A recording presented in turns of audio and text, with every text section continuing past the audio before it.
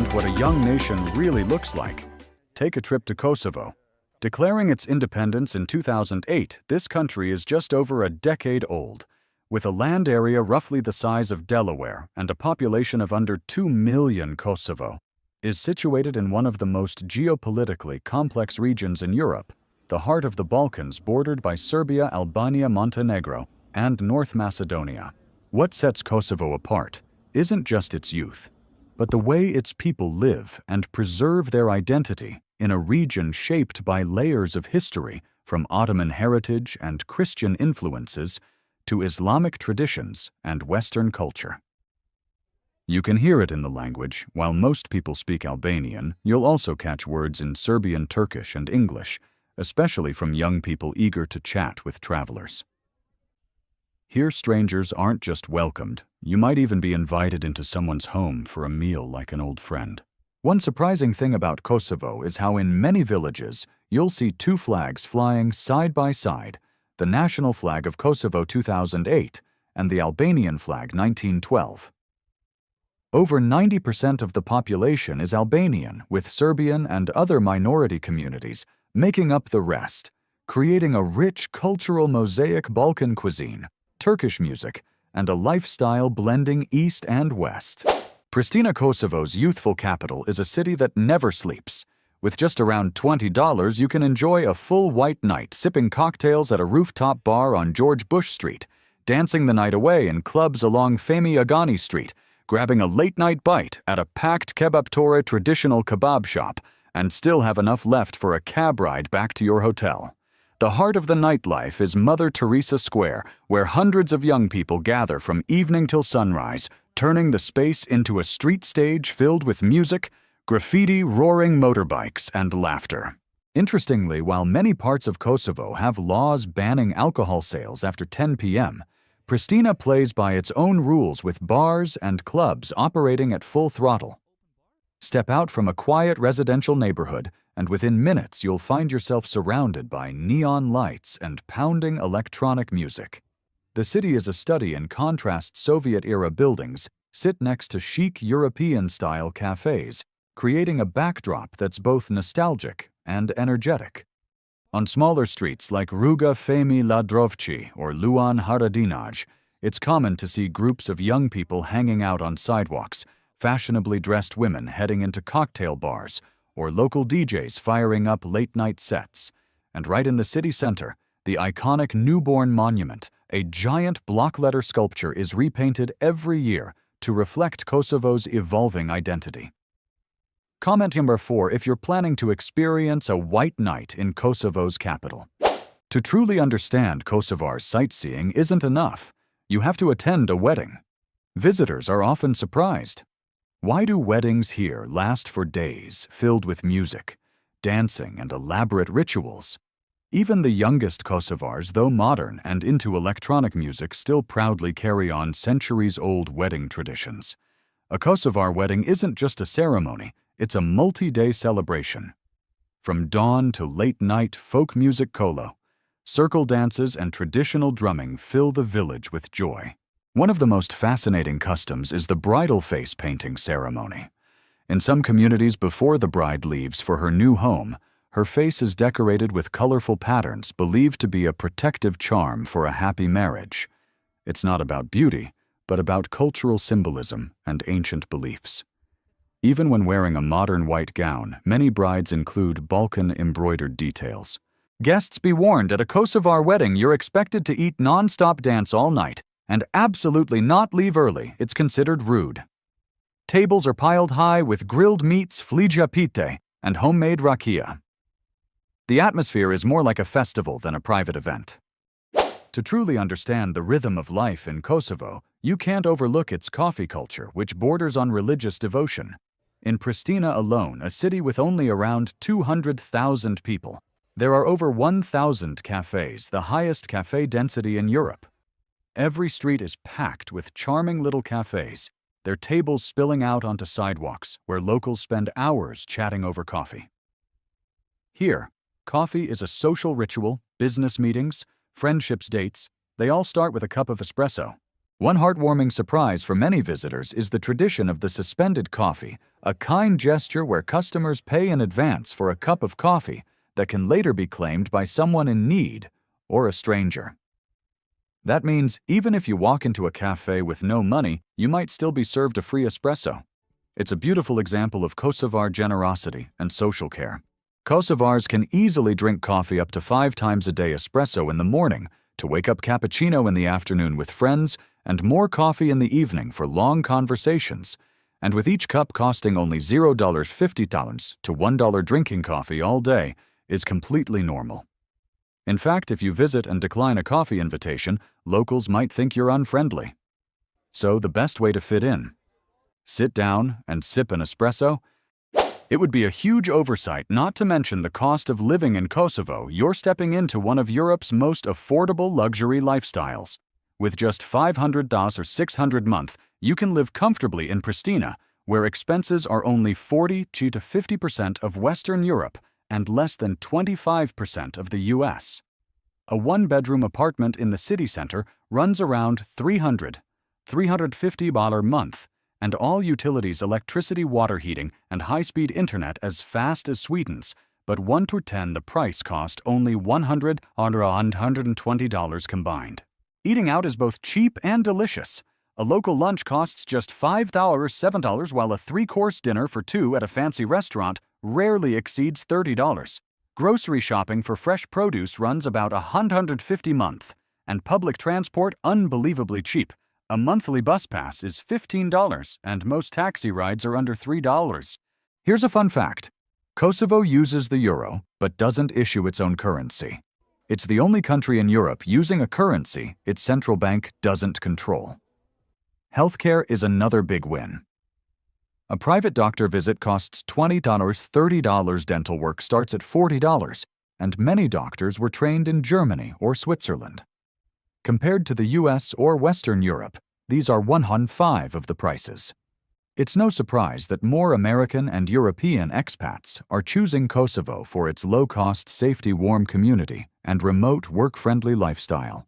With these costs, would you choose to settle here? If yes, choose 1. If no, choose 0. Please share your answer in the comments. And then there's a place in Kosovo you may never have heard of: Mitrovica, a city in northern Kosovo that feels like crossing into another country with just 1 step across a bridge.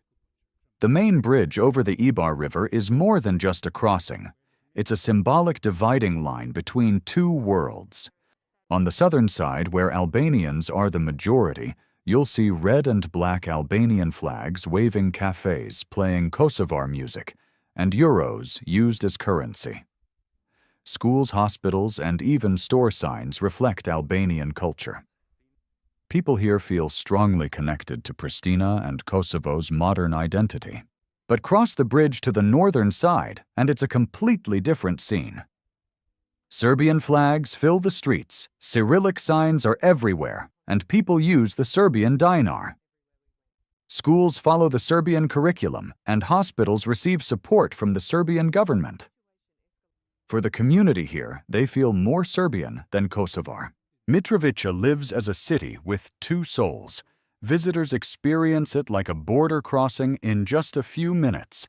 And yet, despite all the differences, people on both sides share the same river, the same city. Comment number 6. If you've ever heard of this fascinating place.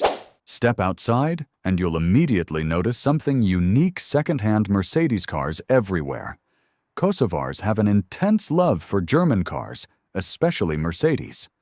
Used E-Class and S-Class models imported from Germany, Switzerland, or Austria are meticulously cared for and treated like prized possessions. This unusual trend stems from the fact that new car prices are unaffordable for most people, but well-built second-hand German vehicles from Western Europe offer the perfect mix of reliability, affordability, and prestige. As a result, in a country where GDP per capita is only around $5,000, you'll still see gleaming Mercedes parked outside cafes or cruising down narrow, cobbled streets. In rural areas, the trend is even stronger. In some villages, 7 out of 10 families drive old Mercedes models. You might be sipping a 50-cent espresso at a roadside cafe while parked outside is a 1995 Benz with its original paint, still shining like new. Comment number 5, if you also own a vintage car. And speaking of Kosovo, you can't leave out the women, one of the country's most captivating sights. Step into Mother Teresa Square in Pristina, and you'll see women who look like fashionistas, straight out of Milan, tight dresses, long coats, high heels, and a confident stride. What's truly striking is their confidence. Kosovar women make direct eye contact, speak fluent English, and don't hold back if they think you're not being serious. You might not know it, but international relationships, especially with American, German, and Turkish men, are increasingly common in Kosovo. Many women see love abroad as a way to expand their future and break free from traditional expectations. Often women live with their parents until marriage, and romantic choices are heavily influenced by community and family dynamics. If you date a Kosovar woman, you'll quickly notice the dating culture here is both straightforward and filled with unwritten rules. Men are often direct, while women tend to communicate with subtle signals. A friendly smile at a cafe doesn't necessarily mean yes. In Pristina, cafes are public flirting zones, but in rural areas, holding hands at the market could spark gossip across the entire village. In a tight-knit society like Kosovo, dating can get tangled in family connections. The girl you're seeing might just turn out to be a distant cousin of your friend. For those who want to dive deeper into Kosovo's cultural life, the Jakova Old Bazaar Çarşıya e Made is a must-visit. It's the largest bazaar in the Balkans and has existed since the 16th century. Once a bustling trade hub during the Ottoman Empire, it was where silk, spices, gold, and handcrafted goods changed hands between merchants traveling from Istanbul to Venice. Despite many historical upheavals, the market has preserved its charm: cobblestone alleyways, red-tiled roofs, and rows of traditional wooden doors that open into small family-run shops. By day, Çarşıya e Made feels like a living museum where you can shop for hand-woven rugs, intricate silver jewelry, or sip a strong Balkan-style coffee. But by night, the old Ottoman architecture glows under streetlights, accompanied by the soft strumming of street guitarists. Many young Kosovars consider it a weekly hangout spot, gathering here to chat, sip rakia, or cheap peja beer in the cool evening air. From an outdoor cafe table, you're only a few steps away from discovering Kosovo's historical treasures. One of the most unique cultural experiences is Kula Night, a living reenactment of traditional Albanian village life. A kula is a centuries-old stone house now transformed into a cultural stage. Men play the traditional kifteli instrument, women weave carpets or cook flyja, a layered pastry made over glowing coals. Just over an hour's drive from the capital, you'll find Prizren, Kosovo's historic and festival-filled city. From the hilltop Prizren Fortress Kalaya, you can take in sweeping views of the town. Below lies the iconic Shadırvan stone bridge, the Byzantine Our Lady of Ljevish Church, a UNESCO site, and the Ottoman-style Sinan Pasha Mosque, making Prizren a true open-air Balkan museum. If you're a nature lover, don't miss Brezovica, nicknamed the cheapest Alps in Europe. In winter, the Shar Mountains are covered in snow, perfect for skiing. In summer, the area turns into a trekking and hiking paradise. Also worth a visit is Gračanica, home to a stunning 14th-century Byzantine monastery, another UNESCO treasure, and nearby traditional villages where you can try authentic local food and watch artisans at work. But Kosovo's vibrant spirit isn't limited to its capital. It also comes alive through uniquely Balkan festivals that showcase how people here hold on to their heritage. Just a few miles from Pristina, the village of Kukaj hosts Etnofest every summer, a festival that recreates traditional life. Inside stone-built heritage homes, visitors can listen to folk music, watch women dressed in hand-embroidered costumes, and join in on the kolo, a traditional circle dance that seems to go on forever. The highlight cooking outdoors, from making flaya, a layered pastry that takes hours, to grilling meat over coals, just like in Kosovo centuries ago. Come March, the whole country lights up for Dita e Veres, or Spring Day. Rooted in ancient Albanian tradition, the festival marks the farewell to winter and the arrival of spring. People light bonfires, dance, bake golden balacume cookies, while children wear red and yellow bracelets symbolizing luck and good health, all in the spirit of a young, hopeful nation. And in the fall, Kosovo's wine capital Rahovec bursts into celebration with Hard Fest. When the grapes ripen, locals parade through the village, singing and holding rituals to bless the harvest. Western tourists especially love this event, where they can sample local wines and experience the full warmth of Balkan hospitality. If $500 a month is enough to live comfortably in Kosovo, then with just a few dollars, you can explore an entire Balkan culinary tradition.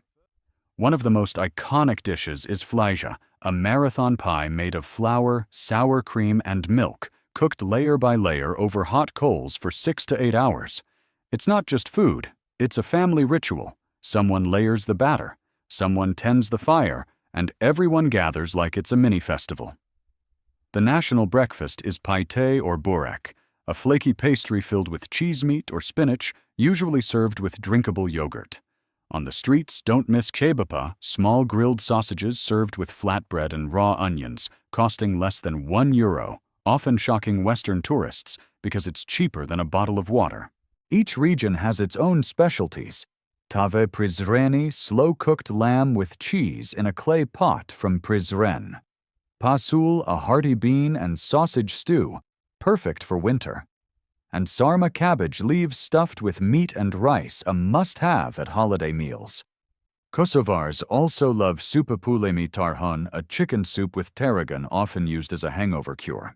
For dessert, there's baklava, a rich Ottoman legacy, trileche, a fluffy 3-milk cake, and ajvar, a roasted red pepper sauce that pairs with nearly every grilled dish. Interestingly, in a Kosovo meal, coffee is more important than alcohol. Some cafes are open 24/7 just to serve espresso. Kosovars are famously hospitable. Even if a guest shows up unexpectedly, they're expected to be fed generously. Refusing food or leaving it unfinished is considered rude. At weddings, the food table is often a mountain of dishes, sometimes more important than the ceremony itself. One thing that surprises many tourists and expats is how incredibly safe Kosovo is. In Pristina, you can walk around Mother Teresa Boulevard at midnight and still feel safer than in many European capitals. Street crime is virtually non-existent, and locals have a habit of treating strangers like friends, making it easy for foreigners to feel at home. Most expats choose to live in central Pristina around Mother Teresa Square, George Bush Street, or the quieter Vilania area near the park. These neighborhoods offer modern apartments for rent cafes, international restaurants, and even fusion eateries that blend Balkan and Western flavors. The expat community is active and diverse, mostly made up of UN professionals or digital nomads attracted by the low cost of living and fast internet. What's great is that expats in Kosovo don't live in a bubble. They often take part in local events like DokuFest in Prizren, one of Europe's top documentary film festivals, or Sunny Hill Festival, a massive music event co-founded by Dua Lipa. Bars in Pristina even host expat nights, where locals and foreigners come together to drink Kosovo craft beer and enjoy live music. And here's a major perk for Americans and Europeans: Kosovo's visa rules are incredibly relaxed. U.S. citizens and most EU nationals get 90 days visa-free. All you need is a valid passport and a return ticket. If you want to stay longer, extending your visa or applying for a residency permit is far simpler than in Western Europe. Just show a rental agreement, basic health insurance, and proof of financial self-sufficiency. This gives you a huge advantage. You can test out life in Pristina for a few months at extremely low cost, and then decide if you want to stay long-term. Many expats and digital nomads take this exact route. They come for 3 months, then renew their stay to enjoy the fast Wi-Fi, cheap coffee, and rare level of safety in the Balkans. Even better, Kosovo encourages foreigners to invest or open small businesses, as the country is actively looking to attract outside capital and fresh ideas. We've now explored what it's like living in Kosovo. Thank you for watching until the end of our travel documentary. We hope you'll join us on our next journey around the world. See you soon.